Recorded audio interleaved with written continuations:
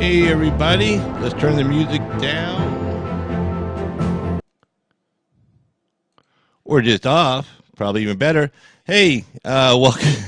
I know it's early for a lot of you, but I know a lot of you always say, hey man, you're on too late. So, because I normally come on at 9 o'clock my time. Earliest I think I've come on is like 8 o'clock my time, which is like 11 o'clock Eastern time or midnight Eastern time.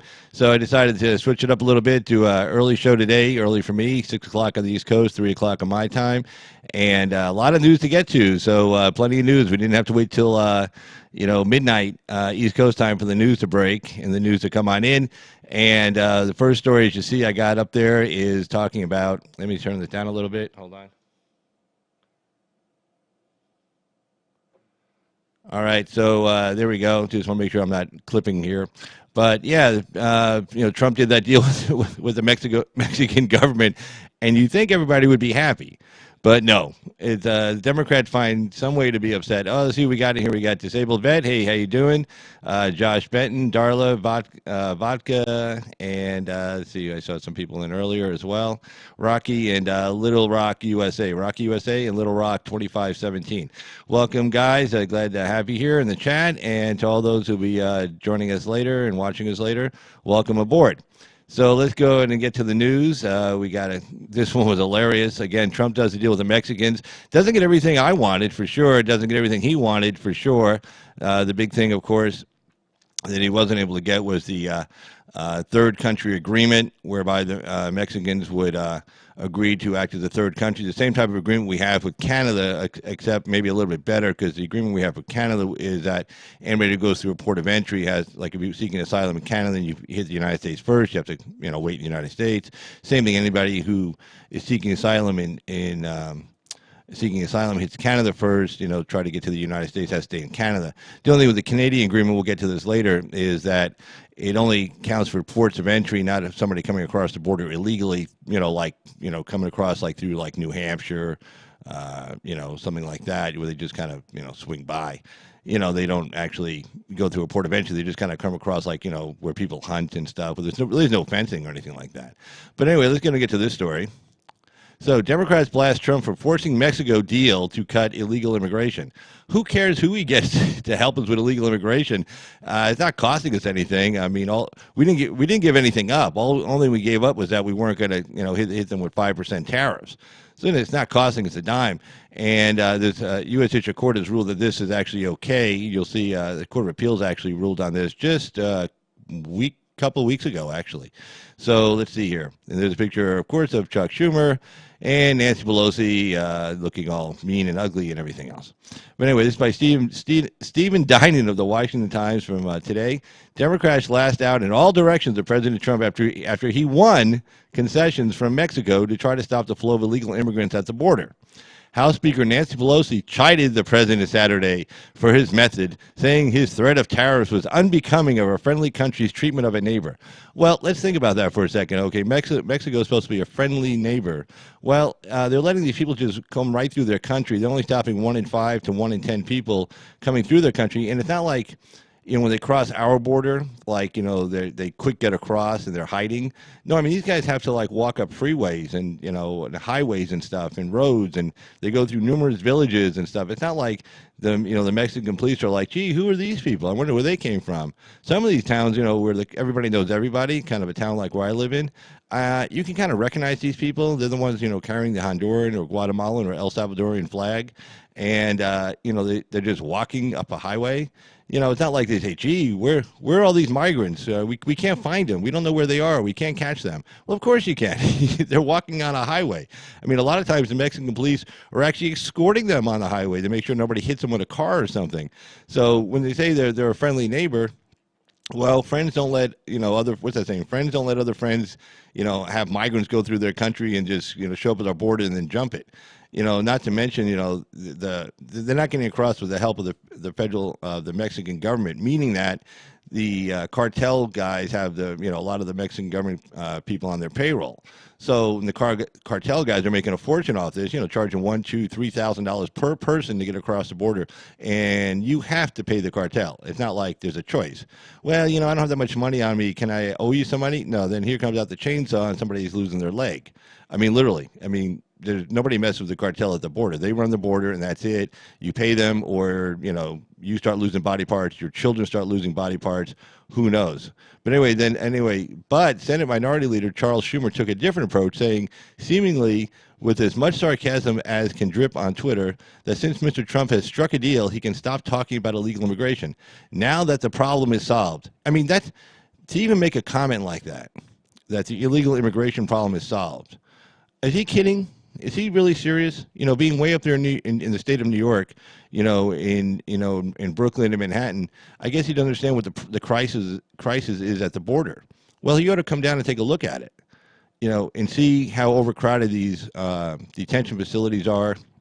See the humanitarian crisis, talk to these people who've actually come across, whose children have been raped, who've been forced to carry drugs across the border, on threat, and not just threat, but like real, like you will die, we will kill you if you don't, and he sits there and be so flippant about it, about a humanitarian crisis, about a crisis in our country, about these people just, breaking the law, coming through here, and he's so flippant about it, but he's saying there, well, now that the problem is solved, I'm sure we won't be hearing any more about it in the future, Schumer said. Ha, ha, ha. Well, that's not even funny. I mean, it's not even close to being funny. So I wish he'd be a little bit less flippant, on issues like this. Let's see. Let me turn this down a little bit. All right. So anyway, let's go ahead and continue on with the story. But the threat appears to have worked to bring Mexico to the negotiating table and to win concessions that the Mexican government had been reluctant to agree to, including cooperating with the United States to hold Central American Asylum Seekers while they are awaiting their cases in the U.S. Mexico did, however, resist signing as we said earlier, a safe third country agreement that would have allowed the U.S. Of right to return any non-Mexican asylum seekers who cross Mexico en route to the United States. Mexico did agree. Now, this is important, and let me just jump over here. Let's kind of explain what the U.S. Safe Third Agreement is, and we'll come back to this story. Okay, this is the Canada-U.S. Safe Third Country Agreement. This kind of will explain, excuse me, this will kind of explain what the United States was trying to get Mexico to do. So anyway, the Safe Third Country Agreement between Canada and the United States is part of the U.S.-Canada Smart Border Action Plan. Under the agreement, refugee claimants are required to request refugee protection in the first safe country they arrive in unless they qualify for an exception to the agreement. The agreement helps both governments better manage access to the refugee system in each country for people crossing the Canada-U.S. land border. The two countries signed the agreement in December 5 of 2002, and it came into effect on December 29, 2004. To date, the U.S. is the only country that is designated as a safe third country by Canada under the Immigration and Refugee Protection Act. This is written from the Canadians' point of view. The agreement does not apply to U.S. citizens or habitual residents of the U.S. who are not citizens of any country, in other words, stateless persons. Okay, where the agreement is in effect. Again, this is the agreement we have with Canada. This is sort of what the Trump administration was trying to do with Mexico, except they wanted to expand it a little bit more than we have with Canada. So the Safe Third Country Agreement applies only to refugee claimants who are seeking entry to Canada from the U.S. at 1, a Canada-U.S. land border crossing, 2, by train, or 3, at airports, only if the person seeking refugee protection in Canada has been refused refugee status in the U.S. and is in transit through Canada after being deported from the U.S.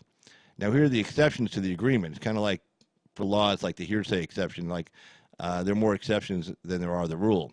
So exceptions to the agreement consider the importance of family unity, the best interest of children, and the public interest. There are 4 types of exceptions. 1, family member exceptions. 2, unaccompanied minors exception.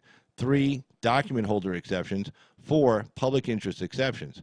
So even if they qualify for one of these exceptions, refugee claimants must still meet all other eligibility criteria of Canada's immigration legislation. For example, this is pursuant to Canada's immigration policy. For example, if a person seeking refugee protection has been found inadmissible in Canada on the grounds of security, or for violating human or international rights, or for serious criminality, that person will not be eligible to make a refugee claim. Now, it's funny, the thing about, I covered this story the other night, with the House passed on the DREAM Act, where the Republicans were saying, hey, look, if you're affiliated with a gang member, a gang, and you're a gang member, and we have you in a gang member database, you're a gang banger, you got the gang banger tats and everything else. These people are pretty obvious. They don't hide it because when they're in a gang, they want to show that off. They want to show off their colors, and they have tattoos like, on their neck, on their hands, on their face. I've seen these guys, so they're not hiding. It's not like, gee, are you a gangbanger? It's like, they got the name of the gang tattooed on their face. It's like, no, I just got this at a carnival. No, so you know who these people are. But anyway, so the Republicans try to get the Democrats to say, to put in the bill that if you're a gang, you're a gang member, you're a gangbanger, you're disqualified. If you're a legal alien and you're in a gang, you're illegal. We have enough legal gangbangers in this country. We don't need any more. So if you're an illegal alien and you're a gangbanger, you can't get you can't become a U.S. citizen as part of the DREAM Act the Democrats just passed. Democrats refused. They said it would be taken into consideration. That's it. And DUIs, nope. That's off the table. If you got a DUI, it doesn't exclude you from becoming a U.S. citizen under the Democrat version of the DREAM Act. But here, Canada, it's actually a little bit tougher. Of serious criminality. Well, if you're in a gang, that's the RICO Act. That's the whole thing. That's how they got the mafia. If you're in a gang and that gang is dealing drugs and you're part of that gang, that's a RICO Act violation. That's a serious crime. In Canada, that would exclude you. In the United States, under the Democrats' bill, it would not. Kind of weird. Let's see. Hey, Darla, how you doing there? Hey, Black and Irish, how you doing there, young lady? But, okay, so then let's go through it. This is, again, Canada's exceptions. Family member exceptions.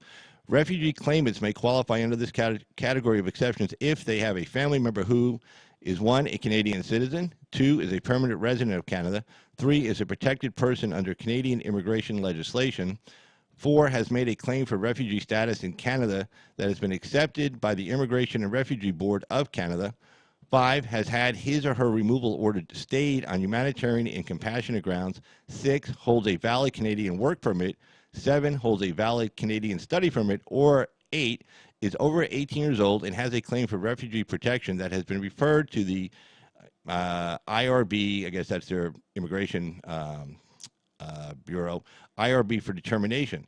This claim must not have been withdrawn by the family member, declared abandoned or rejected by the IRB, or found ineligible for referral. They also have an unaccompanied minors exception. Kind of what I think Trump was going to keep that in place, no problem. A document holder exception.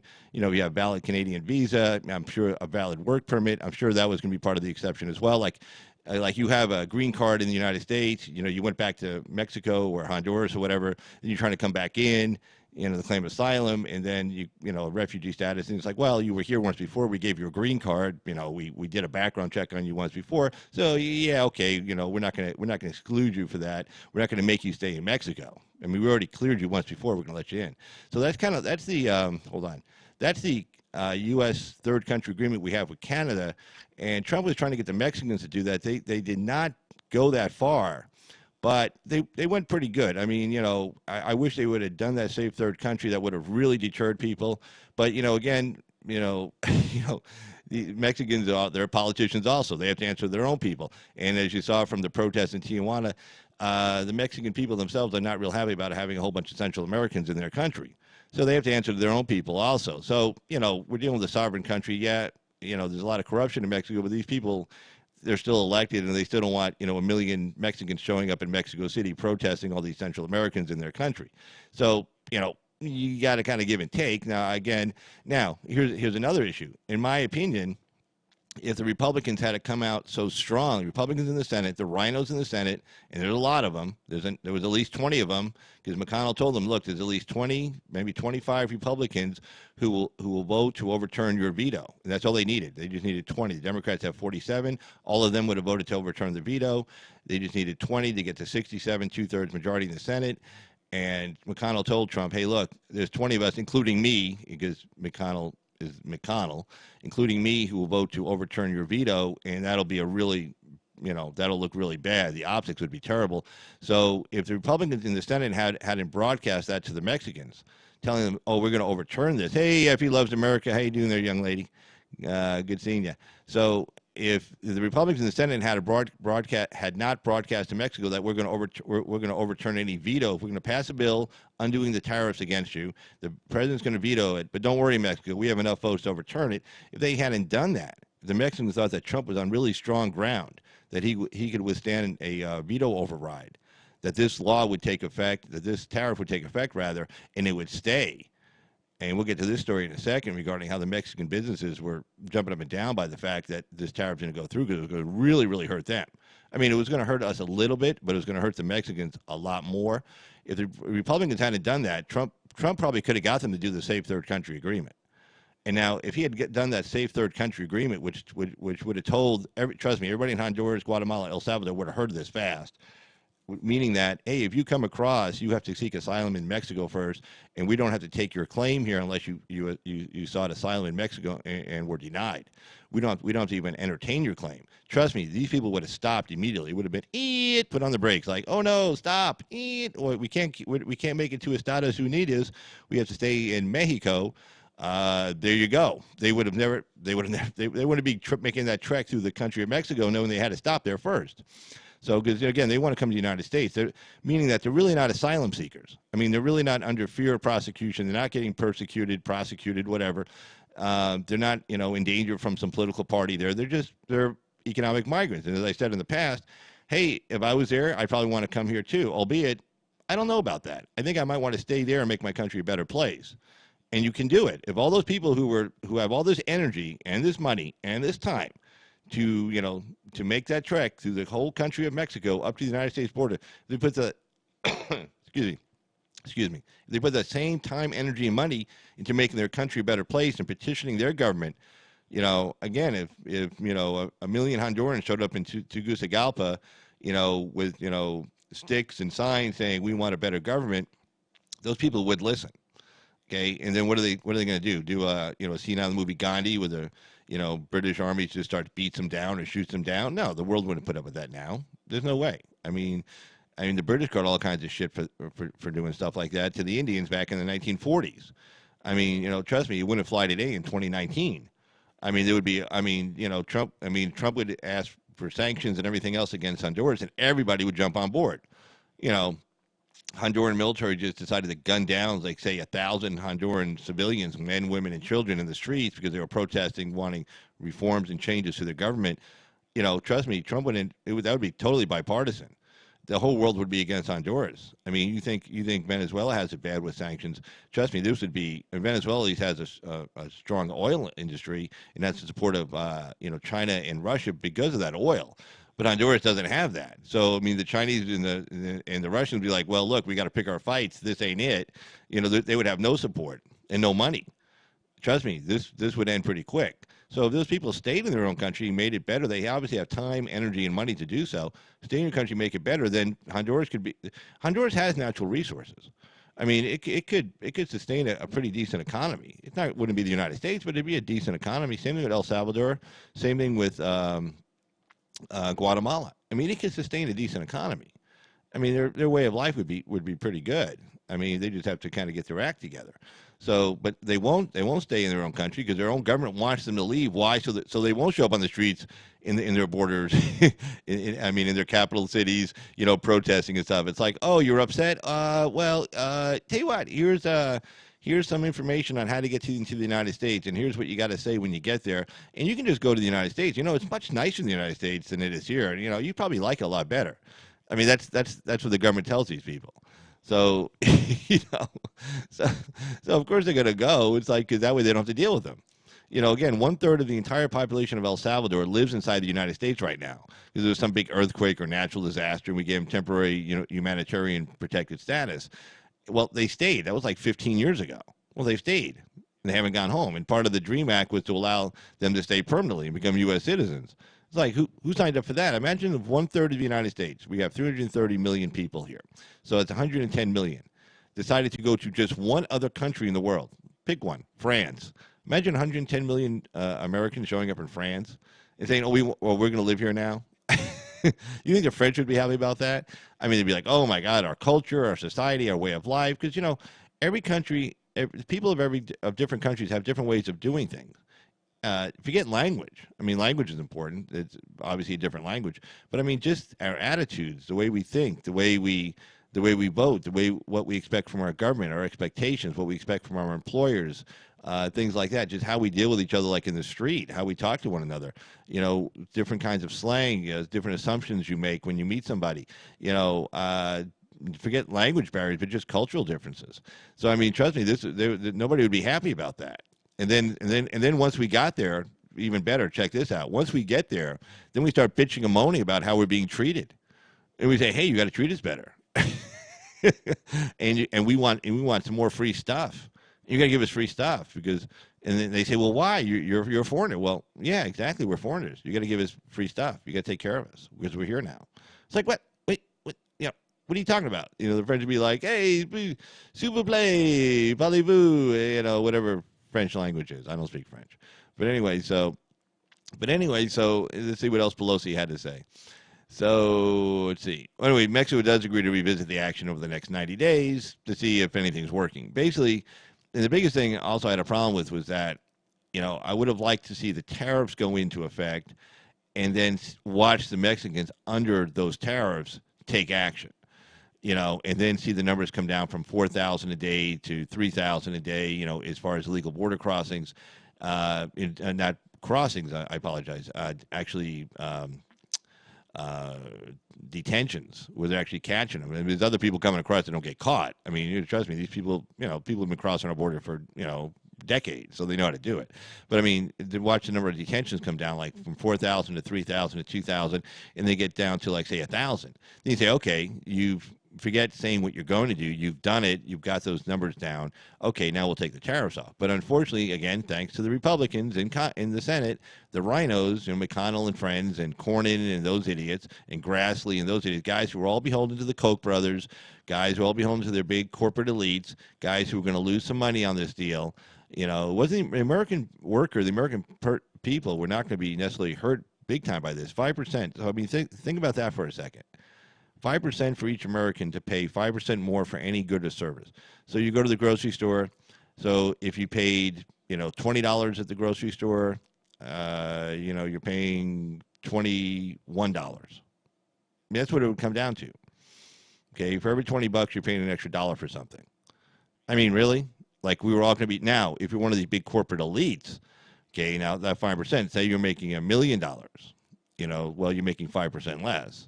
Well, that's, you know, $50,000, I think. Let me see, 10, yeah. So that's $50,000. Well, that's a lot of money. But say you're making, you know, $1 billion, you know, take 5% off of that. You know, that's a lot of money. So that's the people who were putting the pressure on the Republicans. What is the average American? Even if you go to the grocery store, spend $100, and for whatever reason, you buy everything that's imported from Mexico, everything on that grocery list. I mean, every single thing. So instead of paying $100, you would have paid $105. Well, that wasn't, but again, that would mean that you bought everything that you bought was imported from Mexico. Well, none of us do that. Of course not. You know, like I was making a joke a couple of weeks ago that, you know, when I went to the grocery store and I was buying, what was I buying? I want to say, peaches, and they were imported from Mexico. We can't supply all the food to this country. Sorry, we eat a lot of food, so I'm fine. And I'm fine with buying stuff from the guys right next door. I mean, I like the guys right next door. I'm sorry, I do. So I have no problem with that. So anyway, when I put it on the scanner, I was going through one of those automated lines. I put on the scanner and it read, you know, from Mexico. Well, immediately the scanner immediately started speaking in Spanish, and all the language zapped over to Spanish from English. All the language on the board, and I'm like, whoa, what's this? You know, and I made a joke like some guy in Spanish was laughing at me, saying, hey, you know, tough shit, you know, that kind of thing. But no, it didn't happen. But I mean, well, it happened that it changed the language, but you know, it wasn't some guy in the screen laughing at me. But anyway. So anyway, so what did, but you know, so I mean, it wouldn't have hurt us, but that's what the RINOs voted for, because they're big corporate guys, the guys who make a shitload of money on import-export, guys who make a shitload of money on importing goods and from Mexico, who make a shitload of money for making goods in Mexico and not having American workers make those goods because they get higher profit margins. those guys were the ones complaining to the Republicans, and those are the ones who undercut Trump's negotiating strategy. Forget what Schumer said about, oh, he always bluffs. Who cares? If the Republicans said, oh, no, we're going to back him up on this, and you're not going to be able to overturn his veto, trust me, the Mexicans would have signed that safe third country agreement to make sure this tariff didn't go into effect. And that would have had the big stymieing effect from people from Guatemala, Honduras, and El Salvador from coming across. But anyway, so Pelosi had opposed, Pelosi had opposed Trump's goal of getting Mexico to hold on to asylum seekers, saying it violated the migrants' rights. Well, no, and I'll show you why right now. Let's see, this one. All right, so anyway, she says, let's see. She said, okay, Pelosi had opposed Trump's goal of getting Mexico to hold on to asylum seekers, saying it violated the migrants' rights. Well, I guess she hasn't been following the news lately because, we covered this story a couple of weeks ago. Appeals court, Trump can make asylum seekers wait in Mexico. And this was from May 7th, a month ago. Okay, so I don't know what the hell she's talking about when she says it's violating the rights, because a federal appeals court ruled Tuesday that the Trump administration, this was from May 7th, so the ruling, I believe, was on May 7th, okay. Federal Appeals Court ruled Tuesday, May 7th, that the Trump administration can make asylum seekers wait in Mexico for immigration court hearings while the policy is challenged in court, handing the president a major victory, even if only proves temporary. The Ninth U.S. Circuit Court of Appeals, a frequent target of president's complaints, reversed a decision, and this was actually from the Ninth Circuit. I mean, this was the Ninth Circuit saying it was okay to stay for these guys to stay in Mexico. I mean, this is the liberal Ninth Circuit that, Trump and the Ninth Circuit hate each other. And they even said it was okay. So Pelosi's got her head up her ass because, well, what else is new? But she's got her head up her ass because obviously she didn't realize this case came down a month ago from the Ninth Circuit, which is based in, guess where? San Francisco, which is where Pelosi's district is. Idiot. But anyway, the Ninth U.S. Circuit Court of Appeals, a frequent target of the president's complaints, reversed the decision by a San Francisco district court judge, U.S. district court judge, that would have prevented asylum seekers from being returned to Mexico during their legal challenge. The case must still be considered on its merits. In other words, they took it up quick, like on the injunctive relief. The case must still be considered on its merits. It could end up at the Supreme Court. But allowing the policy to remain in effect in the meantime lets the administration carry out an unprecedented change to U.S. asylum practices. The administration has said it plans to rapidly expand the policy across the border, which would have far-reaching consequences for asylum seekers and Mexican border cities that host them. While their cases wind through clogged U.S. immigration courts, cases can take several years to decide. Okay, so anyway, the policy was challenged by 11 Central Americans. I love this. You're from a foreign country, you get access to our courts. Nowhere else in the world do you get this, except here. I mean that, really. The policy was challenged by 11 Central Americans and advocacy groups that argued it jeopardized asylum seekers by forcing them to stay in Mexico, where crime and drug violence are prevalent. Well, hey, have you been to L.A. lately? Have you been to Oakland lately? Have you been to East St. Louis lately? Baltimore, Chicago, Detroit? Hey, there's violence and crime and drug violence right here in the United States. Hey, Liberty Smith, how you doing there? Good to see you in there in the chat. All right, so anyway, so let's continue on. This was from May 7th, so Pelosi's talking out her ass, as usual. U.S. District Court, now the U.S. District Court judge initially had ruled on April 8th. The U.S. District Court Judge Richard Seaborg agreed April 8th and said the policy should be halted because it failed to evaluate the dangers migrants faced in Mexico. So at the U.S. District Court judge level, he said, okay, well, there are dangers facing migrants in Mexico. First of all, who is he to make that call anyway? But anyway, whatever. The administration introduced its migrant protection protocols policy on January 29th in San Diego and later expanded it to Calexico, California, and El Paso, Texas. Under the policy, asylum seekers report to a border crossing in the morning. The U.S. government provides transportation immigration court and returns them to the border after the hearing. The U.S. has returned 3,267 Central American asylum seekers through 3 border cities, Mexico's immigration agency said Monday. The administration briefly halted the policy after Seaborg's ruling, but resumed it on April 16th, sending 673 people to Tijuana from San Diego. Since then, 298 to Mexicali from Calexico and 967 to Ciudad Juarez from El Paso. The policy was introduced to deal with a growing number of asylum-seeking families from Guatemala, Honduras, and El Salvador arriving at the U.S. border with Mexico. Okay, so let's see. Let's talk about the decision. The 3-judge appeals court panel cited Mexico's position to reject the argument that asylum seekers were at risk. Right? In other words, Mexico. There was testimony. Again, there was no testimony at the appeals court hearing. That's just based on the transcript. But there was testimony. This was they did hear testimony from the U.S. Attorney's Office and probably the Solicitor General's office saying, "Look, Mexico." Mexico is saying, hey, we got good protection here and stuff like that. So anyway, here's what they said. The three-judge appeals court panel cited Mexico's position to reject the argument that asylum seekers were at risk. Of course, because Mexico's not going to stand up and say, yeah, our country sucks. No, of course not. The three judges said the likelihood of harm is reduced somewhat by the Mexican government's commitment to honor its international law obligations and to grant humanitarian status and work permits to individuals returned under the migrant protection protocols. In fact, Mexico said on December 20th that it would allow foreigners to apply for a work permit, not necessarily get one, but at least apply for one. Judge Dermond O'Scanlan, who was appointed by President Ronald Reagan, offered the strongest backing for the administration's position. Judges William Fletcher, an appointee of Bill Clinton, and Paul Watford, who was named by Barack Obama, were more critical. The ACLU, Southern Poverty Law Center, and, of course, the other idiots sued over the policy. And let's see. But anyway, so let's get back to Pelosi's statement here.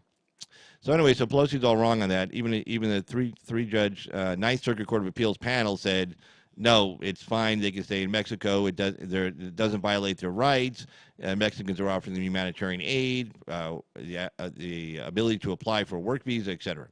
So then she went on to say, President Trump undermined America's preeminent leadership role in the world by recklessly threatening to impose tariffs on our close friend and neighbor to the south. Well, no, actually, it wasn't reckless. It was actually a really good move. I mean, it worked. I mean, we got the Mexicans to move. Before that, the Mexicans weren't moving on shit. Then he threatened these tariffs, and I'll tell you why. This is why the Mexicans moved. This is an article from the Wall Street Journal. Mexican business leaders expressed relief at deal to avoid tariffs.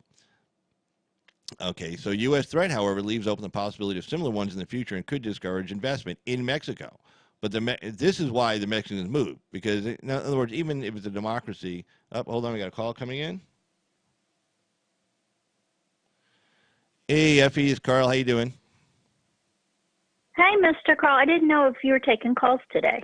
Well, I'm taking calls from people I know. I know you. How you doing? Well, I didn't want to interrupt you, dear. If you're not taking calls, I don't want to mess your flow up. But I just thought I'd add one thing to the story you're on. You always add something good, so please go ahead. Okay. Well, I don't know about that. Well, first of all, I just wanted to say Nancy Pelosi don't. She's only just appealing to the children and her base, the far left. She's just saying what she thinks they want to hear because she's desperately trying to appease the extremists in her party. That's all. She knows she's saying nonsense, but she's saying it. She's putting her finger up in the air and feeling the wind, and she's playing to that extremist end so she can stay relevant, relatively look like she has power over that circus. You know that. Right. So that's why she's talking crazy. Yeah. But, and also, hey, remember when Carol Burnett used to play Nora Desmond? Hold on. Yeah. I just want to let everybody know who you are. Anyway, this is Effie Loves America. You see her in the chat room. This is Effie Loves America that's on the phone right now. All right. Thank you. Go ahead. Hey, y'all. Y'all know me. Yeah. If they're on your show, they know who I am because I bother you all the time. So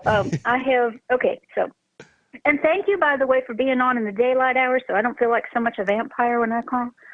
Yeah, I said that at the beginning. I was going to try something new today because, normally when I normally don't come on till like 9 o'clock my time, which is like, midnight for you guys. So I figured I'd try coming on a little bit earlier today to make it a little bit easier for everybody. So I'm glad it's good for you. Yeah. Good deal. Yeah, if you did a late night show, because I know you weren't on last night, I would not be up because, as you know, I woke up at 3:45 this morning. Yeah, I saw that. So, yeah, we both jumped on right. Axe's channel late, and I said, "Oh shit, you're up really late," because it was like after midnight for me. Yeah. Like holy crap. Anyway, go ahead. No, dude, it's early. I'm up for the day. So remember when Carol Burnett, she played Nora Desmond on her comedy show, and Harvey Korman played her butler, and she was like with the eyeliner and very dramatic, and then Harvey Korman's all trying to be Madam he's, yes, madam, everything is exactly as your imagination says it. I feel like Nancy Pelosi's turned into the Carol Burnett version of Nora Desmond. And Schumer is Harvey Korman, as her faithful butler sidekick. And I think that's saying, yes, madam, whatever you say, we will do. Yes, you have a grip on reality, madam, and we all believe you. And she's like, why are my people not loving me? I'm doing everything beautifully. And yeah. So that's how I see Nancy Pelosi as Carol Burnett as Nora Desmond, and Schumer as Harvey Korman. I think I'm on to something. actually, here. it's funny. Schumer kind of looks like Harvey Korman. Seriously. And Pelosi looks like, the over-made up Carol Burnett playing Nora Desmond. Seriously. Well, she's had so much work to her. Here. God. I mean, that chick has been worked over so much on her face. I mean, I don't know where they can find the skin to pull back anymore with her. I mean, it's yanking back on her lips right now. I mean, when she talks, she could barely open her mouth. It looks painful, doesn't it? It looks painful. It looks painful. It does. When I see her, I think pain, like the Hellraiser movies, but I digress. Well, they say, don't they say Botox is like bad for your brain? I mean, that woman's been probably getting Botox for like 30 years. I mean, that's going to be affecting your head. We could do a study. We could just quote, just kind of quote the crazy stuff the Democrats are saying and then see which ones look like they're on Botox and see where the dip went. But yeah I think you're right. Actually, I'll kind of agree with Darla on this. Nancy, she actually drinks the Botox with the vodka. It's like vodka with a Botox twist, or vodka with a Botox chaser. It's not funny to make fun of the disabled. But I wanted to say, I don't know if you added to this. I don't know if you saw this, but I wanted to add to what you're saying because a couple of days ago there was a story USA Today put out.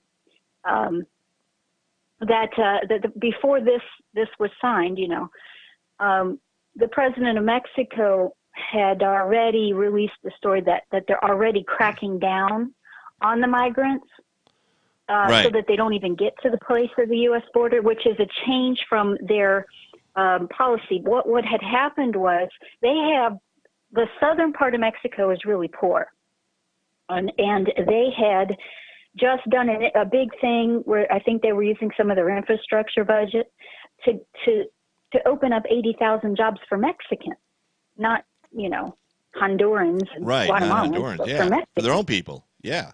And their own people. So that what's happened is it's not even about the possible tariffs or anything, but the people that are, actual Mexicans are mad because they're like, where are our jobs? You're giving them to these people from Central America who aren't us. Right. And so they have been cracking down and putting in checkpoints and stopping them from climbing on the trains and all this week leading up to this meeting with the president. Oh, good deal. So he was able to go there. Yeah. So he's able to go to this meeting with some evidence that, hey, we've already started making changes. Well, that's good. I mean, look. They are our neighbor, and I mean, I know we have Canada to the north as a neighbor, but as I said on the show last week, who would I rather live next door? A Canadian or a Mexican? Well, it was easy choice. I've dealt with both. I'd rather live next to a Mexican. Okay. So I like the fact that we have a good relationship. I mean, trust me, if you ever dealt with a Canadian, yeah, it's not even close. Really. I mean that. But, but I mean, I like having a good relationship with our southern my neighbor. neighbors were Canadians. Yeah. I mean, they're just awful people. Yeah, they're just terrible. They're arrogant. They're rude. Very demanding. Just terrible people. And they think they're better than us, which is a joke. I mean, that's not even close. I mean, of course you're not better than us. Well, it depends on where they're from, but the Quebecans are particularly obnoxious for sure. So I'm going to the rest of the country too. Yeah. I've dealt mainly from people from the rest of the country. Yeah. No, they all think they're better than us. Well, it's like, hey. They're like, the Quebecans want to be as stuck up as the French people without having any of the art and history of the people from France. No. I mean, they don't even Canadian have any culture. What is that? To justify their snobbery. Okay, when's the last time you heard these two words next to each other? Canadian exceptionalism. You Stop. haven't? Stop. Never heard that. I'll have to tell you personal stories, and then somebody might find out I did. Oh, well, you're safe. Yeah, I grew up with a Canadian family across the street, and yeah, I live in Florida, so I'm surrounded by people from Central America, and like we were saying the other day, they're hardworking young men, crossing the border. They're not here to be on welfare. They're Right, working and I hard. covered They're this. out sweating in the sun. Yeah, I know. I know you saw my show the other day. I covered this. It was like I was talking about the demographics difference. Back even in 2007, when we had 800,000 interdictions of people from Mexico. I remember complaining about it at the time and talking out about it, but it wasn't like a humanitarian crisis because a lot of these guys came over as single men. So what they would do is kind of like when you see people in this country when there's no work in one place, the father goes, gets a job, gets established, gets a house or an apartment, and then he sends money, brings the rest of the family. Well, that's what was going on back then. So you had a lot of single men coming over here. They'd get work. A lot of times they had jobs waiting for them. People from the same city, the same village, whatever. Employers were like sending out leaflets and flyers, come across. So they weren't a drain on the social safety net. And as I said the other night, as a man, I'll tell you this, and this is universal. Men hate going to the doctor. I don't care what country you're from. We all hate it. So they don't go. And they don't get pregnant because they're men. So they don't have to go, have a baby. And there's no kids, that needs public school education, doctors, food. And when the men were coming across, but it was the beginning of the chain migration because they wanted, because of my Mexican neighbors, my Guatemalan, and we have a lot of Guatemalans in where I live, but I'm sure there are Hondurans here as well. But the other thing is I don't know if it's discussed amongst us crackers very often, but people from Latino countries. I have people from El Salvador in my family, so I happen to know some stuff. They're very ethnocentric. People from one country doesn't like people from another country. So, when I say they're Hondurans here, they're very much Hondurans here. The last county I lived in was Venezuelans, and we had also some Brazilians.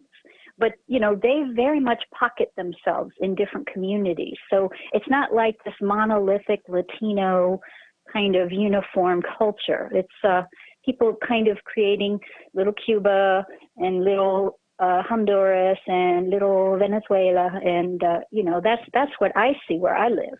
And I've lived in South Florida and on the Treasure Coast of Florida, which is further up the coast. Coast are like halfway to Orlando. So that's what I see. Okay. It's yeah, no, and I talked about this on the chain migration. Yeah, I talked about this on the chain migration. I said, but at least at first they got established. Now, the problem I have with chain migration is that it's not just limited to... And then they make babies. Right. Now they have to import their wives to make those babies because they're not marrying American women. Well, here's the problem with the biggest problem with chain migration, other than it exists, is that you can bring more than just your wife and kids over.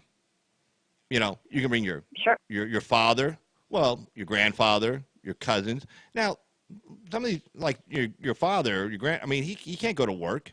He immediately, as soon as he comes across, he needs social services. He needs part of the social safety net. So he's a drain on the economy. And that's the problem. The benefit you're getting from the single man coming across gets almost zapped out by the chain migration when you can bring all your relatives over. And your cousin with your cousin with no leg, no arm, those people, Hey, Jervis, I see you, Jervis. Hi, Liberty. People saying hi to me in the chat. I'm sorry to interrupt you. You're very popular. You interrupt me all the time. No, go ahead. Hey, very popular. Yeah, person. No, you're right. That was exactly the point I was making. That even though you bring in able-bodied men in and they are working, and you could argue maybe for a time that we have a surplus of manual labor jobs and can use the workers, they do, then they become the bridge by which, 4 or 5 other family members walk across. And then those people, for the most part, are not as productive as citizens. So, so then they're like worth 1/20th of what they're worth at that point. Right. And the number, when I did the numbers from 2007 through fiscal year 2018, which I believe starts October 1st through September 30th, It was 800,000 people of Mexican descent interdicted in 2007, but only 150,000 Right. in the 2018 fiscal year. So the numbers went way down, but the numbers went way up. And then also another problem we have with the immigration from Central America is the education levels of Central America is way below that of people from Mexico. You know, you can drive through Mexico, you see the kids in the white shirts, the blue slacks, you know, the Catholic school. You know, they go to school. You know, I mean, they get educated, you know. Sure. And since two-thirds of all people who live, two-thirds of all Mexicans who live in the United States who claim Mexican descent, two-thirds of all of them were born in the United States. Well, they speak English pretty quick. Now, a lot of them, here's a problem. You get those radicals in California, the La Raza types, who's saying we want we want this land back. Yeah, those are the crazies, you know. But that's like, and they were always in the background, and nobody really took them serious. But now they're getting loud, like the last 4 years, 3-4 years. Well, they're emboldened by the Supreme Court justice that is, you know, sympathetic to La Raza. In fact, didn't she write articles that appeared in their magazine, their publications? Oh, what's your name from Sotomayor? Sotomayor, Yeah, she did. That was one of the things that they brought out about her. You know, she's a blatant ethnocentrist. Yeah. You know, it's a nice way to say racist. Well, yeah, I mean, La Raza means the race. I'm sure that her... I mean, that's like something out of Otto Hitler. Of course. It says the race, you know. Yeah, so I mean, I'm sure like her appointment the is superior race. part of their... Yeah. Yeah. Yeah, I'm sure but, that's you know, part of before why they were they're running emboldened to be a little around more... doing stuff, it was, again, I argued against it back in the 80s. I argued against it in the 90s and the early 2000s. But it wasn't some humanitarian nutcase crisis. I mean, like it is today. Because now, see, when they hit the border with their entire family in place, I mean, even the man has a hard time going off and get a job because he's got his wife and kids with him. And, you know, let's be honest, a single guy in town can kind of go and move a little bit quicker and get things done. You know, he's got to worry about the wife and kids at home. Right. You know. And so sleep in a house with 8 other single guys until you can get your own. Exactly. Exactly. He can do that. He can't do that now. He's got his wife and kids with him. So it's a big drain, you know. And, of course, then even the detention facilities, you got a family unit you got to house separately. That's another nightmare. So hopefully the Mexicans step up to the plate. I'm cautiously optimistic. Well, they are for their own sake. This is prior to this most recent threat from the president about the tariffs. And speaking of humanitarian, that's exactly what it was. In January, the Mexican government started issuing humanitarian visas to people. What they were trying to do was they were work visas. They were supposed to be good for 1 year. They just started in January. They're already getting so much crazy immigration because of that program. Word spread. They're getting people from Cuba and Africa. Yeah. It wasn't meant well, unfortunately, they're not stopping there. We just picked up 124. They've already taken up all border. the jobs that they were, you know, that they had created for their own people. So they start riding the train. They've got pictures I'm looking at right now of the train. Each car has got about before we get 30 too excited, people on top of before we get too excited, they were only interdicting between 1 and 5 and 1 and 10. And it's not like they can't see them. Like I said, they're walking up a highway. Okay, they're on top of a train. Sure.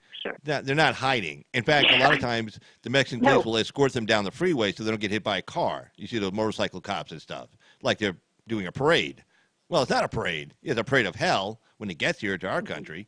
But so they could have done a lot more. So hopefully, but still, the biggest problem Trump has is the damn Republicans in the Senate. I mean, they totally undercut him on this. Absolutely. The Mexicans would have definitely signed that Safe Third Country Agreement if it wasn't for the Republicans. Yeah. Well, but what is the pressure is thankfully on our side because the population of Mexico, everybody's mad at the Mexican president. Americans are mad because they don't feel like he's doing enough. Mexicans are mad because they don't feel like he's doing enough. And even the immigrants are complaining about the Mexican president because he revoked the temporary humanitarian work visas to immigrants. So now everybody's mad at the Mexican president. So I feel sorry for the Mexican president.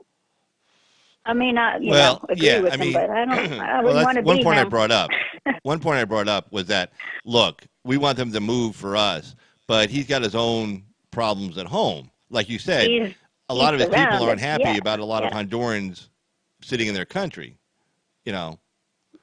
yeah. So, And but then El Salvador is effectively run by the cartels at this point. The people that have been taken advantage of mostly of those work visas are people escaping, because what happens is they're getting kidnapped, they're getting family members kidnapped or threatened, and they have to pay the cartels. Basically, they become slaves to pay the cartels, and right, that's what they're actually escaping. So there is a humanitarian crisis. Mexico was more keyed into that than the Americans were. We have our own issues. right, But there was a reason for them to create that visa program. But it backfired on them. It just got to be where people from all over the world started using that program, and they can't afford that. They're not doing so well. I mean, 2/3 of Mexico is practically a third world nation itself. So, yeah, Mexico can't take all that. And, I feel sorry for them. But you're right. The RINOs in the Senate have undercut the president's, ability to negotiate from a position of strength. And that really sucks. And I'm really disappointed in Ted Cruz being one of the ringleaders on that deal. yeah. And Well, they he's trying to get they get cool a now. lot of I their think he's money. having a midlife crisis. No, it came down to money. Okay, Cruz knows he's going to get challenged again in the future, and he's trying to set that up. And there's still some hard feelings between him and Trump. I mean, there still is. But Sure, but Cruz, he also was playing footsie with AOC last week too, and trying to be like one of the cool kids on Twitter. So I think right? he's having a midlife crisis. He's going to get a convertible and a toupee soon. So I'm just saying. I guess he was watching that video of her dancing on the roof. Got him all excited. I'm thinking so. She's got nothing else to offer. Well, you got to remember, And but I noticed lately her looks are sliding. So poor girl's not going to age well. And she's not even old. no, she's like 29. I don't think she's even turned 30 yet. I mean, Jesus. Yeah, she's starting to look a little Pelosi-esque already. Poor thing. Oh, well, I don't feel sorry for her. I mean, look, she was recruited by the Justice Democrats, Cenk Uygur, TYT, those guys, the Young Turks. I mean, they just said, hey, if you know anybody who think make a good congressperson, give us a name. And here's this girl working as a bartender. She has a degree in economics from Boston College. She's an actor. Yeah, she has a degree in economics from Boston College that doesn't know anything about economics. And they grabbed her. So I don't feel sorry for her. Her economics is her minor. I think her major was political science, minor was economics. Relations. But she looks like one of those lizards, an iguana, where they can make their eyes go in two different directions and they can lick their own eyeballs. Oh, and every time I see her, God. I think, oh, jeez. Well, if anybody did have any pleasant thoughts about her, one of those eyeballs. Ugh. Okay. Yeah. There's an image I'm gonna have a hard time getting rid of, but I'll do the best I can. Yeah, they're gonna flag you for having a reptilian conspiracy theorist on your show. Right. Well, a third of the population are reptile. Well, then the next step up from the next step up from that is that she's an alien. She's a reptile alien, like in that TV show that was on years ago with the reptiles coming down from outer space. Yeah. I remember that. Yeah. I think they did a remake of that.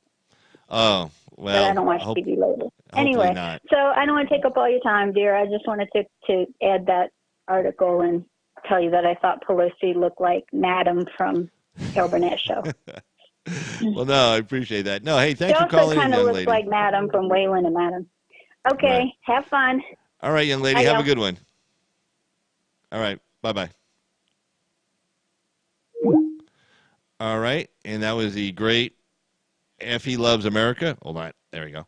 Great Effie Loves America, also previously known as Effie Real.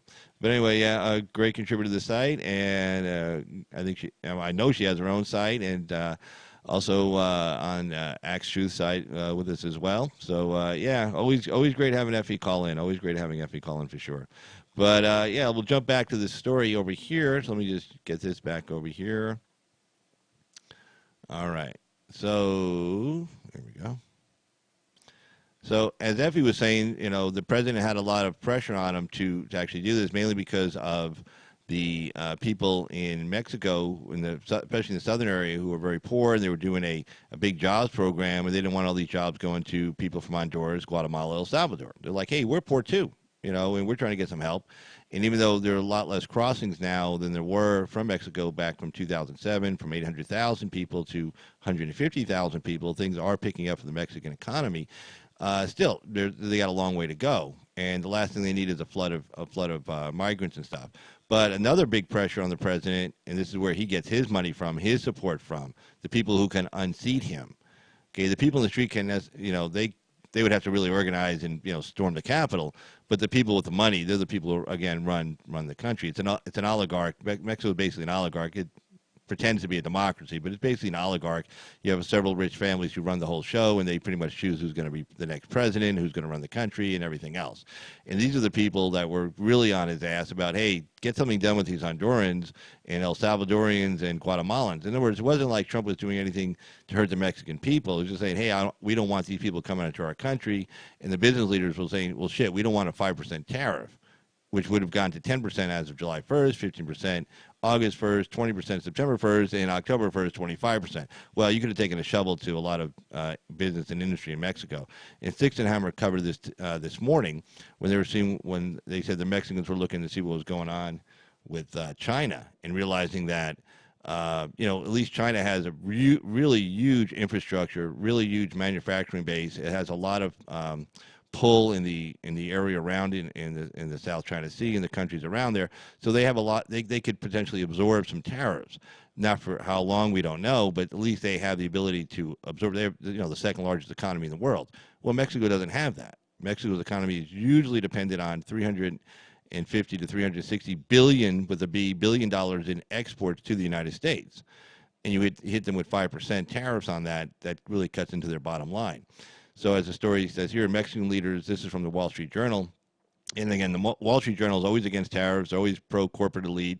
They're very much, a lot of them are never Trumpers. So if they write a story like this where they say Mexican business leaders were expressing relief at deal to avoid tariffs, you could literally take that to the bank, because the Wall Street Journal would have never written a story like that. Trust me, I'm sure they weren't jumping them out about even having to write the story like this, but they wrote it nonetheless. So let's go ahead and cover this one.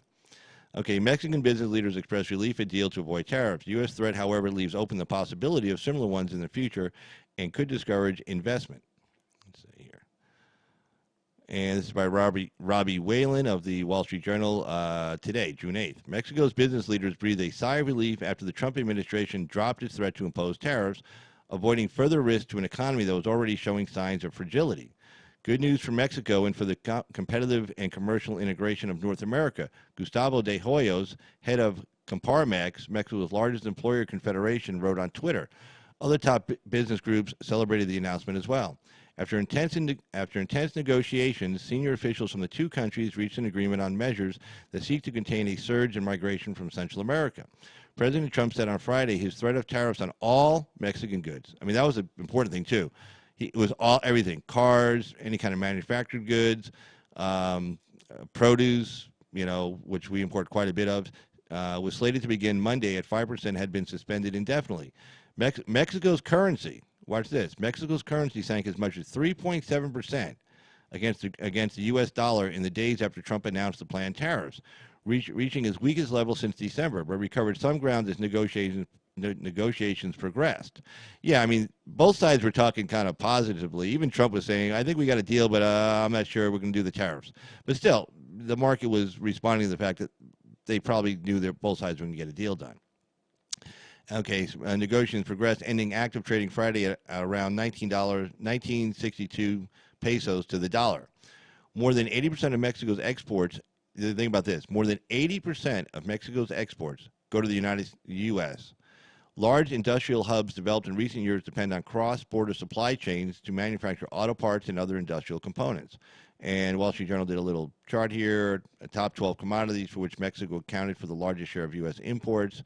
Import from Mexico, so we see 98% of total imports for base metals and silver, cabbage 83%, copper 95%, lettuce 82%, cotton 75%, gas, liquid, 73%, cucumbers, vegetables, et cetera, et cetera, et cetera.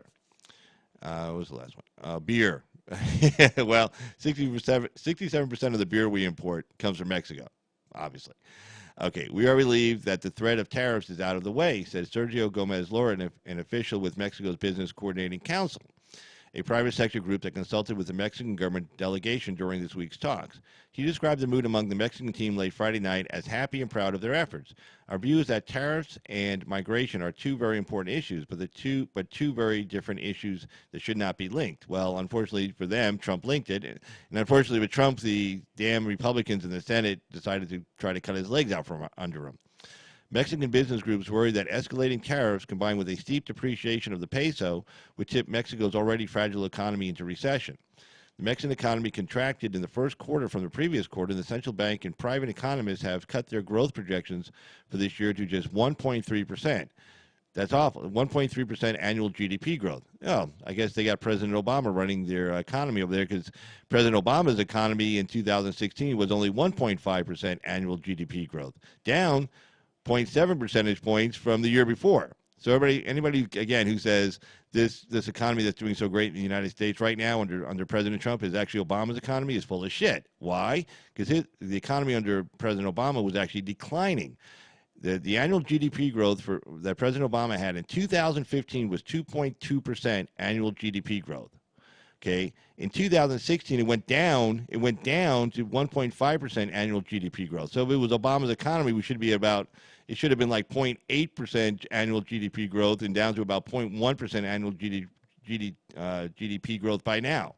So no, this is not Obama's economy. But anyway, their economy is about as shitty as our economy was under President Obama. I know all the jobs he created. Again, 68% of all the jobs created under President Obama were just living wage jobs. Okay, that's Taco Bell, that's McDonald's. That's 68% of his jobs, just enough to barely survive, and still actually on government assistance. In fact, there were more people on food stamps, also known as EBT cards, at the end of his administration in 2008, as there were at 2009, January 2009, at the beginning of his administration. There were more people living below the poverty line at the end of his administration, President Obama's, than at the beginning of it. So, no, his economy sucked, and it sucked for everybody. Trust me, I had a small business during the Obama economy, and there was nothing to write home about. It sucked.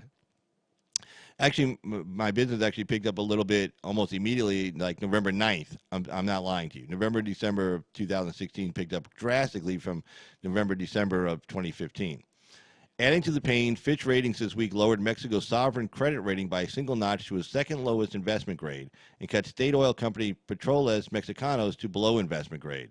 Although tariffs have been avoided, the threat of the past week isn't expected to be without repercussions for the Mexican economy, as it leaves open the possibility of similar threats in the future and could discourage investment.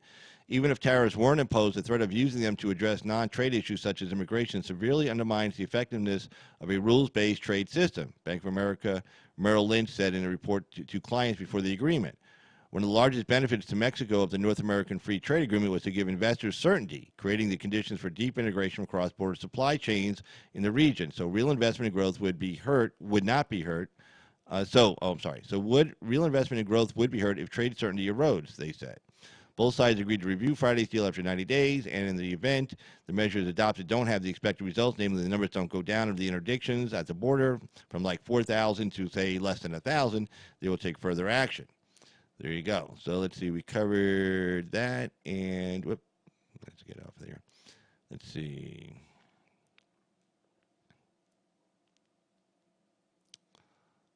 Let's see what this story is. Let me cover, while I'm at the Wall Street Journal, let me jump onto another story here.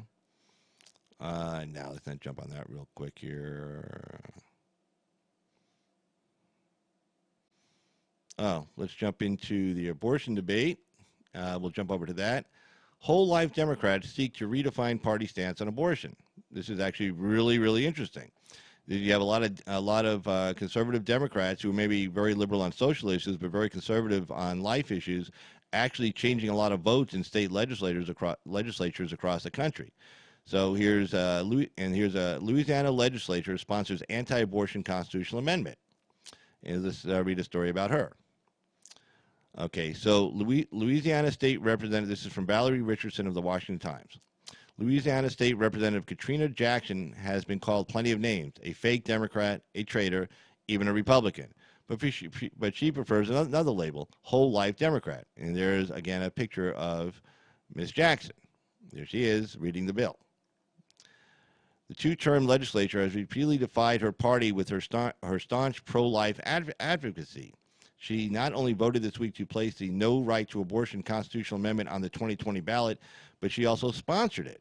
Yet Ms. Jackson is more than a random political outlier. She is helping carve a niche in her party for Democrats who oppose abortion but support a host of social programs, including a livable wage, affordable health care, equal pay for women, and criminal justice reform.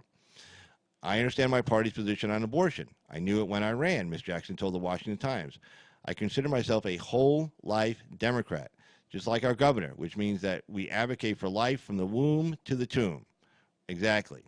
She may be an anomaly among Democrats nationally, but she has plenty of company in Louisiana. Governor John Bel Edwards, a Democrat who last week signed into law a fetal heartbeat bill that was backed by 17 other Democrats, well, a total of 17 Democrats in the House and 7 Democrats in the Senate, the state Senate. 9 Senate Democrats voted Wednesday in favor of Ms. Jackson's no right to abortion constitutional amendment, while 5 voted against it. In the House, 17 Democrats voted for the amendment and 20 opposed it. Actually, I think, this is what she has to say, Ms. Jackson, actually, I think a majority of the Democrats in this body are pro-life. I call them whole life because they fight for the same issues Democrats fight for nationally, but they just view life holistically. Her position on abortion is rooted in her religion. She grew up in a Christian family and attends the Riverside Missionary Baptist Church in Monroe, as well as her concerns about the impact of abortion on the black community. Number 1, I'm a Christian, she said. Number 2, in Louisiana, African Americans make up 30% of the population, but 60% of the abortions. Again, we've said this, Planned Parenthood, Margaret Sanger.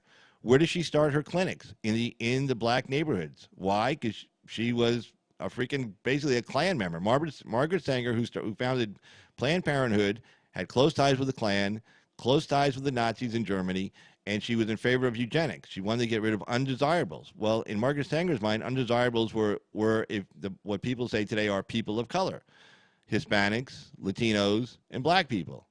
And she wanted to get rid of them. She thought they needed to go. So she set up her abortion clinics and her family clinics, if you will, very early on in the inner cities where a lot of black people lived, because she was looking to get rid of them.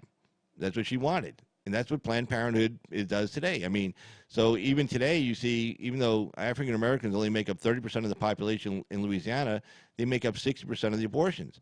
Nationwide, even though black women only make up 13% of the population nationwide, right now they make up 40% of the abortions, and until recently, that number was 60% nationwide. Okay, because again, Planned Parenthood pushes black people to get abortions because they don't want any black babies.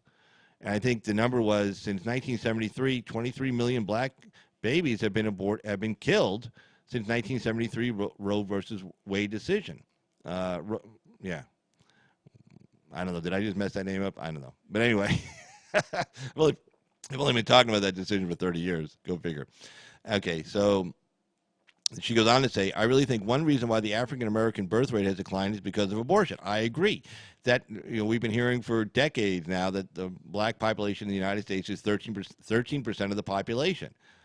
It seems never to go up. Now, I understand there are other people moving into this country, Latinos, et cetera, but that number never goes up. It just stays constant.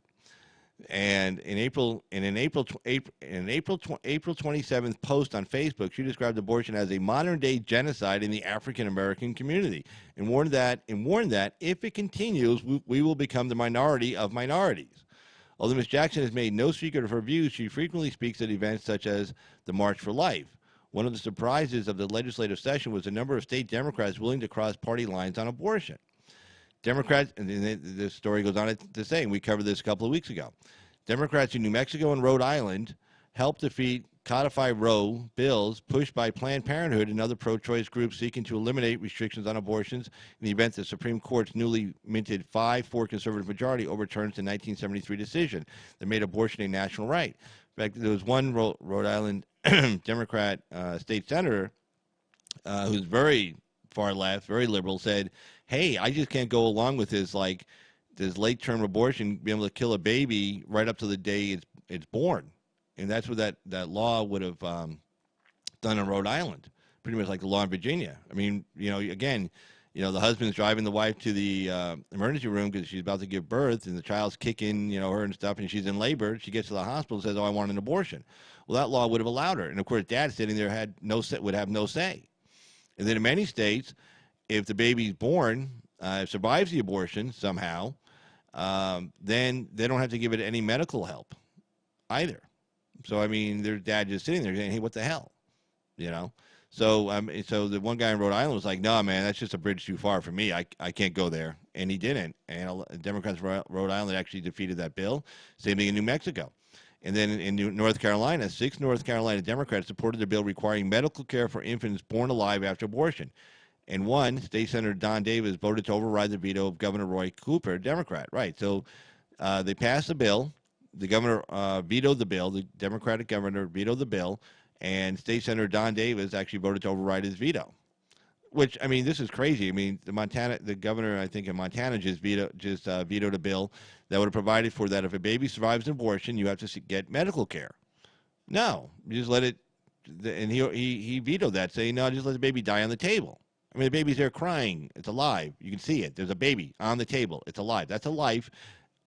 But just because it went through an abortion process, somehow that changes the status of the baby from a live baby to, I don't know what they call it. I guess a failed abortion thing. I don't know. I mean, the way you got to twist these words and logic is so you don't create any cognitive dissonance in these people's head, where they realize there's a life right there in front of them. And these doctors have been trained, do no harm, save life everywhere you can. Triage situation. Well, a triage situation, there's nobody else there except the baby, and the baby's there crying. The baby's alive. Give it some damn help. No, just let it die. Anyway, 2 House Democrats, State Representatives Charles Graham and Garland Pierce, joined Republicans on Wednesday in a failed attempt to upend the veto. None of the Democrats breaking ranks in support of the bill was white. It's interesting. Ms. Jackson receives a swath of negative comments and insults on her social media accounts, but most of the feedback is positive, and her constituents are apparently fine with her stance. My district is a pro-life district, she said. The 41-year-old lawmaker attended the Southern University Law School and worked in the legislature for 7 years before seeking office. In 2011, she managed to avoid a runoff by capturing 51% of the vote in the blanket primary, and she was unopposed in 2015 in her Monroe-based district. This year, she is running to succeed term-limited State Senator Frances Thompson. Her pro-life views are unlikely to hurt her in this race. Ms. Thompson is also a Democrat who voted in favor of the fetal heartbeat legislation and constitutional amendment against abortion. Well, there you go. So she probably should become now a state senator. How does she vote in presidential contests when facing the inevitable choice between a pro-life Republican and a pro-choice Democrat? In 2016, Ms. Jackson said she supported Democrat Hillary Clinton, no friend of abortion opponents. Ms. Jackson said Ms. Clinton's platform indicated that she would support life after birth and that women would be more likely to choose life because of the opportunities that they would have for livable wages, health insurance for them and the child, and a host of other opportunities. I made it very clear that I did not support her pro-abortion stance, but supported her stance of life once the child was born, she said in an email.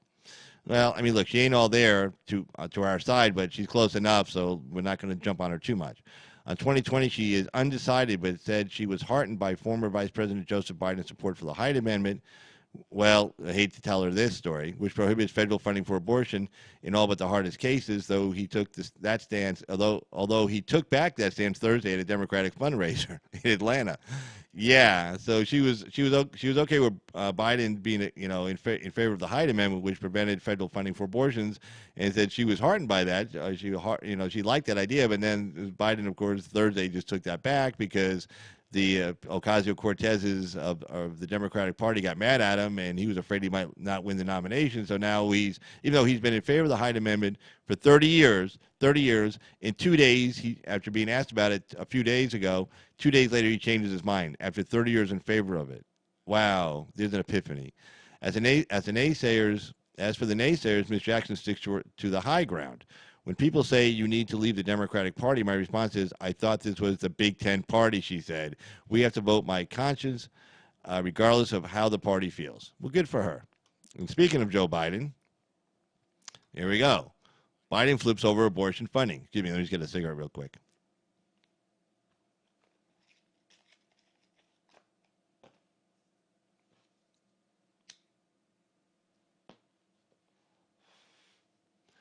All right. So speaking of Mr. Biden, Biden flips over abortion funding. By the end of the primaries, what will be left of his moderation?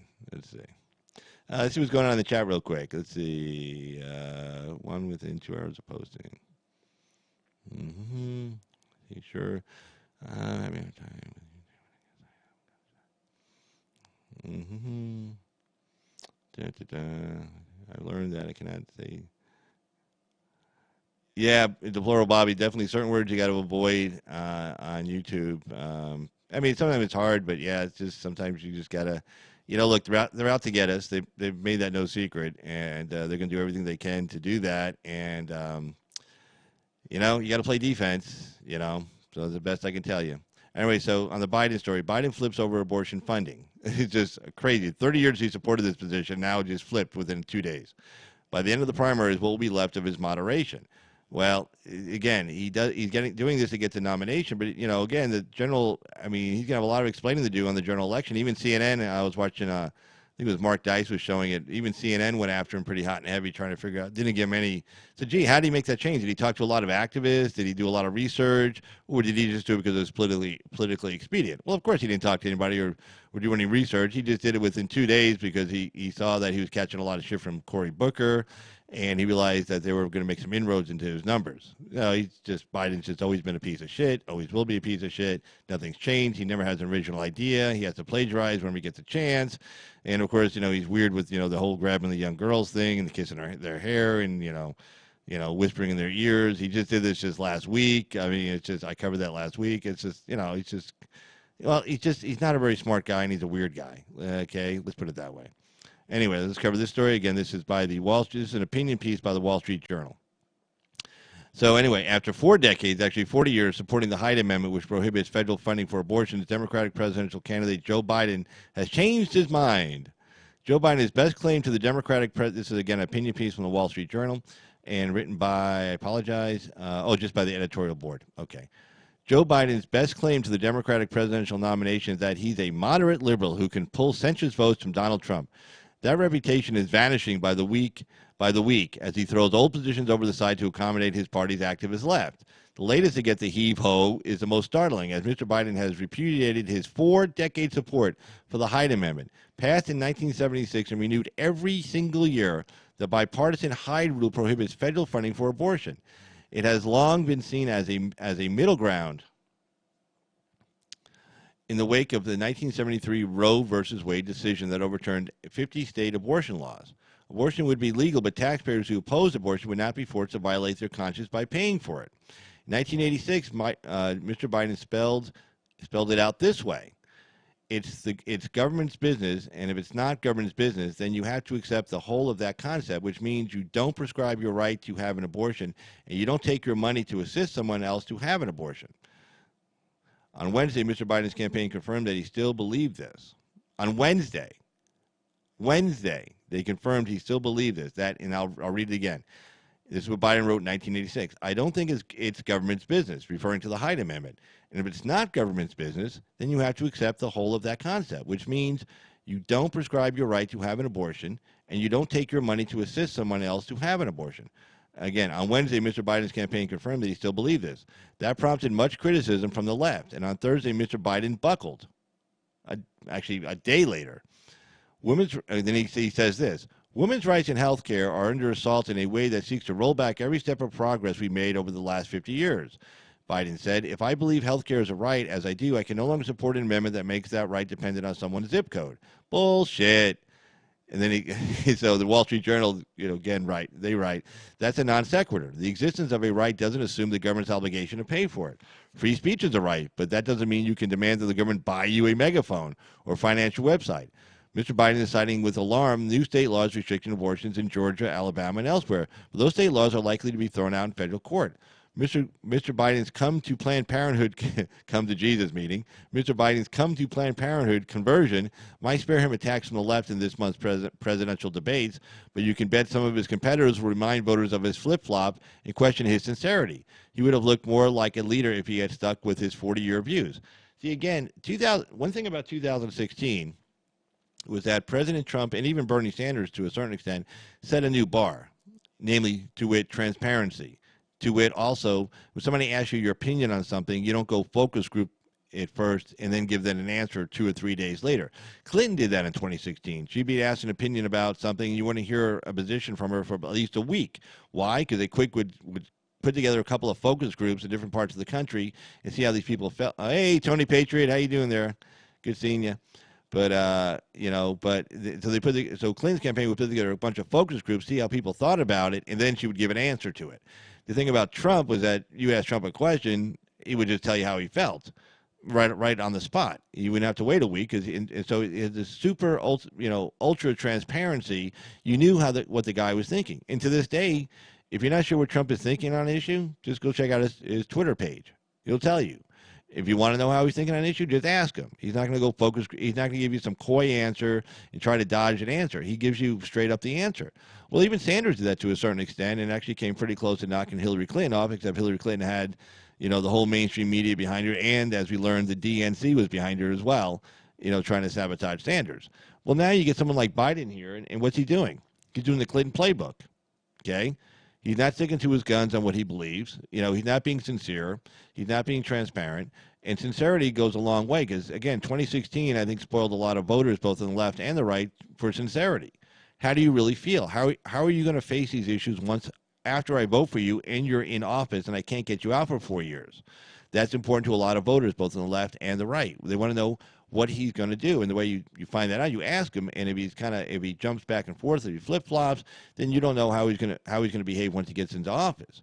Well, Trump, you know exactly what he's going to do. I mean, you can make up an issue. You can think of any issue right now that Trump may have to deal with in the future, and I guarantee you 90% of us will know right now how he's going to handle that issue, okay? Because he just wears it on his sleeve.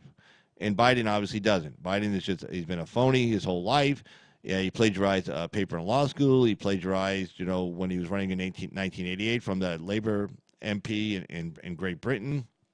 And they just got caught plagiarizing again somebody's new Green New Deal policy and even an education policy statement, plagiarized both of those documents. I mean, he can't come up with a new idea, and when he does, it's something stupid. And then when he just kind of licks his finger, sticks it up in the wind, and sees which way the wind is blowing, and then changes his position. Well, that ain't going to cut it. And if you think the Democrats are going to give him a pass, again, Warren, Sanders, and Harris are not running for VP. Okay, so he better get that idea out of his head, thinking like, oh, they'll back me because they just want to be my VP nominee. No, those three people are not running for VP. Warren is old, Sanders is really old, and Harris ain't waiting around for 8 years to become president. That's not her personality. Okay, she's been climbing the ladder fast her whole career since she got out of law school, and she ain't waiting around for 8 years or, for this guy to be out of office. She's running to win. Okay, and these people, maybe the first debate, they'll take it a little bit easy on them. Now, if I was the Democrats, if I was like Warren or Sanders or Harris, this is what I would do. Okay, look, the health issues with Biden are real, just like they were with Clinton. Okay, and there was a story I covered, I think the week before last week in the Washington Post. There was a story not leaked out, but it was a story given to the Washington Post from the Biden campaign, because a lot of donors were questioning why Biden wasn't doing more appearances. They're saying, hey, what's going on out there? How come Biden's not doing more appearances? And the donors were upset. It's like, hey, look, hopefully he doesn't think he has the thing in the bag. We're giving him money. We want him to win. We don't want to give money to the wrong guy, and that's public record. And then the right guy gets in, the other guy gets in, and then they're going to remember that we gave you money and not him or her. So they're saying, how come he's not out doing more appearances? Why is he on the campaign trail more often? Well, it's the same problem Clinton had. Health. So everybody wonders why, how come Clinton didn't campaign in Michigan more, Wisconsin, even Minnesota, which she almost lost, Ohio, Pennsylvania. They had the last big hoorah in Philadelphia a couple of nights before the election, but that was too little too late. And the reason why, because of her health. The campaign would have loved to put her out there more often, but she just couldn't get out there more often. She had that special bodyguard, Secret Service agent, doctor, whoever, with the little needle that would, in case she had a seizure.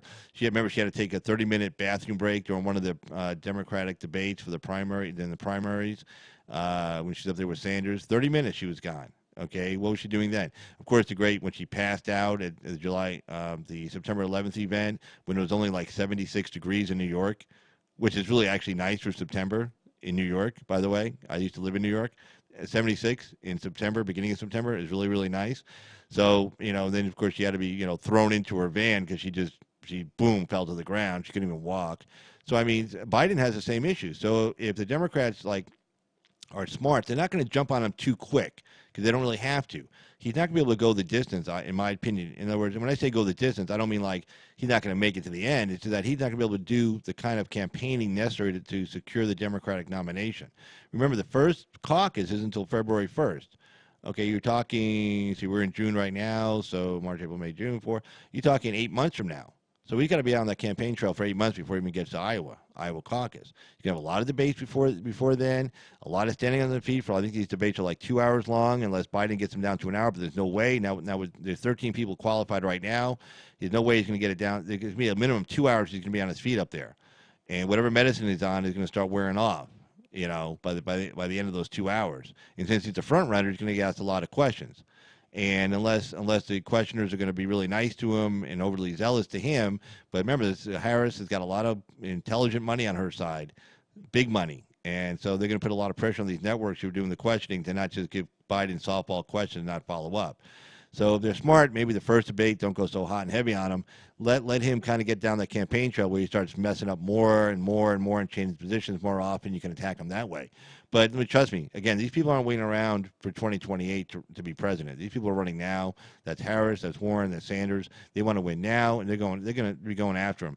Maybe they'll use Cory Booker because he doesn't have a chance to win the nomination. Maybe they'll use Cory Booker to be the attack dog to go after him, promising Booker a slot as VP, saying, okay, look, you be the attack dog, you go after him, you be the mean guy, you get the fingers pointing at you for going against a fellow Democrat, and then when it comes down to it, you'll be VP on my ticket. That would be a decent strategy too. All right, so anyway, as Mr. Biden tries to maneuver, let's see, hold on. So the Wall Street Journal goes on to say, let's see, but you can bet some of his competitors will remind voters of his flip-flop and question his sincerity. He would have looked more like a leader if he had stuck with his 40-year views. Agreed.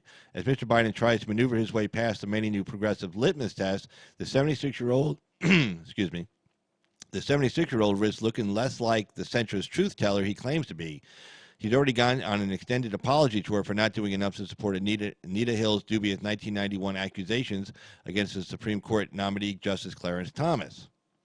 Along with his big spending, climate, and education proposals, Biden's about-face on abortion may be a watershed 2020 moment. It underscores how far left the Democratic Party's activist base has moved. This may play well with the party's Alexandria Ocasio-Cortez wing, but we wonder how much of Biden's vaunted moderation will remain by the end of the primaries. Agreed. All right, so let's get to what's the story I want to get to.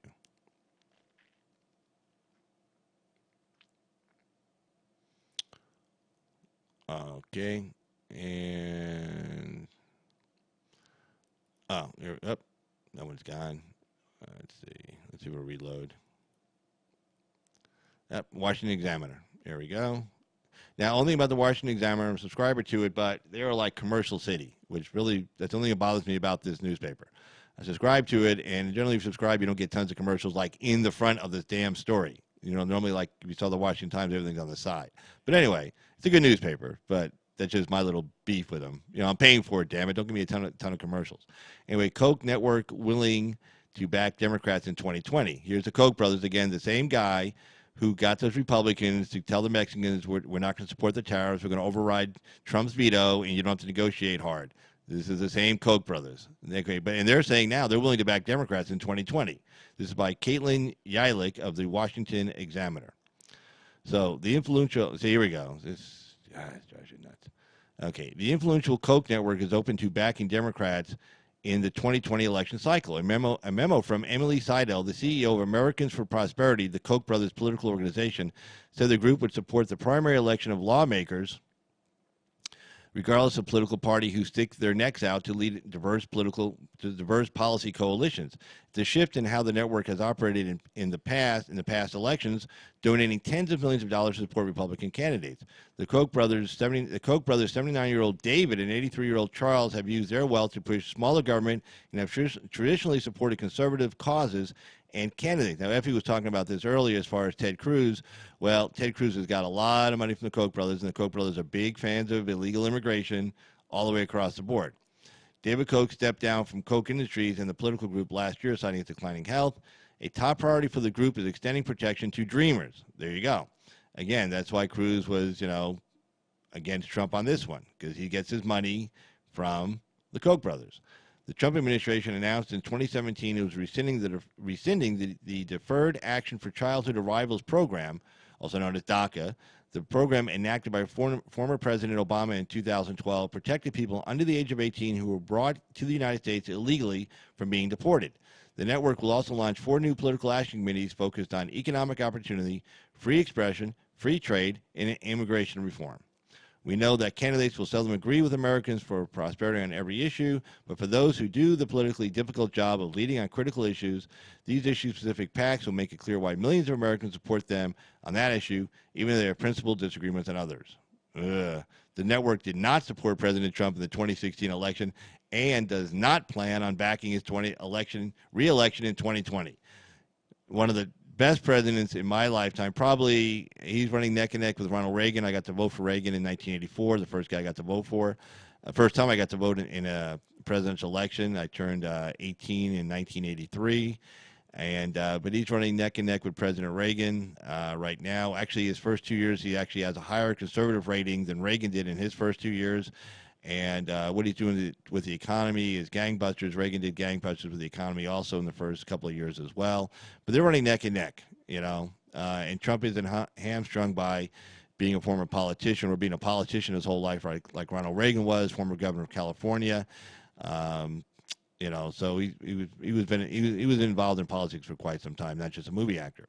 But in the next story I just want to get to here, and this will be the last story of the day I cover, was back to trade again. Putin slams the U.S. over trade. Let me move my camera around here real quick. Okay, hold on. This paper. All right. Give me a sec. I got to see this right here.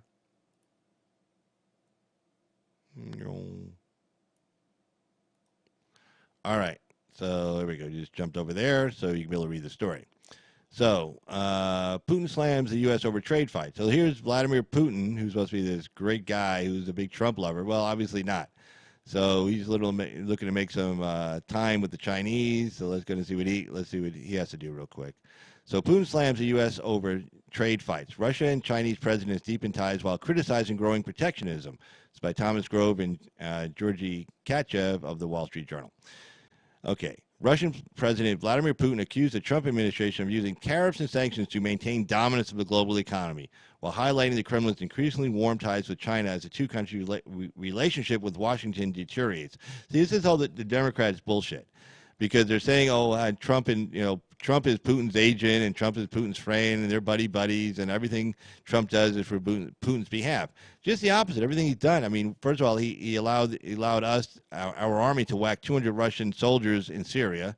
He gave not just food and humanitarian aid to the Ukraine, which is all that President Obama gave him, but he actually sent, anti-tank weapons, anti-air weapons, military hardware, military supplies. Also, U.S. fighter planes and fighter bombers also fly over the Ukraine right now in joint maneuvers with the Ukrainian Air Force. I mean, this is real shit. I mean, if you notice, all the talk about, Putin going into the Ukraine, that's kind of ended now, because Trump let him know in no uncertain terms, you took Crimea. I can't get you out of Crimea, but you did that under President Obama, but that's it. You're not going anywhere else. And if you do, if you go in there, you shoot down one of our planes or take out one of our advisors on the ground, screw you. Further, he's talking to Poland right now about putting a U.S. military base in Poland that Poland will pay for. Okay, that's a nice thing. Also, he sent additional troops to the Baltic states, Lithuania, Latvia, and Estonia. Further, he's been complaining about the gas pipeline deal the Germans have done with the Russians, causing all kinds of problems there. 2, he's made us energy independent, increasing the exporting of U.S. energy around the world, natural gas, oil, which has dropped prices to a certain extent, causing Russians harm there. I mean, so again, the most important thing, he actually got NATO chipping more money to pay for their own defense. In other words, he got NATO to increase their defense budgets. Well, that doesn't help Vladimir Putin. If the NATO countries are stronger, that means he can't muscle them or intimidate them as much. So that's just the opposite of helping Vladimir Putin. Actually hurts him. So all this talk about like, oh, he's Putin's ally, he's an agent of Russia. Well, if he's an agent of Russia, he's like the worst freaking agent there possibly could be. I mean, he should get fired, if you will. I'm sure Putin's like, Jesus Christ, this guy's the worst agent we ever had. He sucks. But anyway, so all that is just a bunch of nonsense. So anyway. But anyway, that's all the stories I wanted to cover for today. I just wanted to cover this really story here, just for shits and giggles part of it, if you will. Let me just jump back over here. But that's all the stories I wanted to cover for today. And I do want to, hey, Shonda Graphic, how you doing there? Good seeing you. But hey, Bruce, good seeing you there.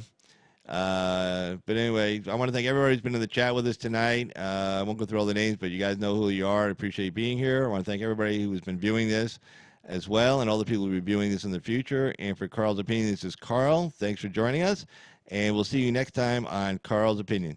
Take care, guys. Have a good one. Bye-bye.